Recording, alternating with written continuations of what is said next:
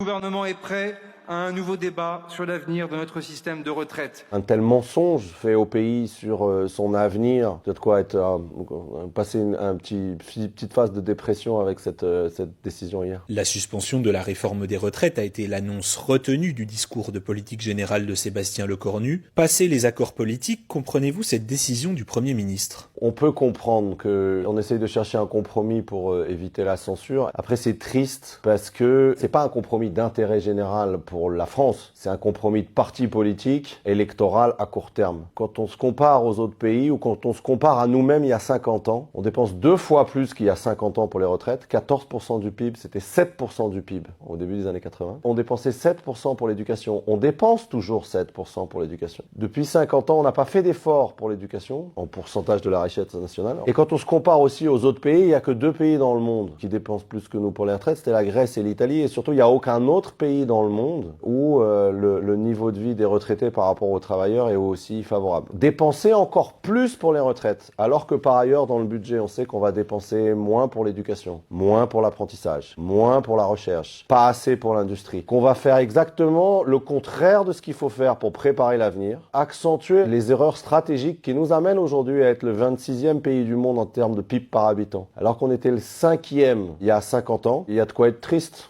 Quand on essaye d'être assez lucide sur l'intérêt général de la France, c'est un budget qui creuse notre tombe à long terme en fait. Là où c'est encore plus triste, c'est qu'il y a sans doute une partie des Français et une partie de la classe politique qui considèrent que travailler moins et dépenser plus pour les retraites, sans faire d'efforts pour l'éducation et pour le reste, c'est un progrès. Un tel malentendu sur ce que c'est que de vivre mieux et un tel mensonge fait au pays sur son avenir et son niveau de vie dans 10 ans si on dépense autant sur les retraites et aussi peu sur l'éducation, peut-être quoi passer une petite phase de dépression avec cette décision hier.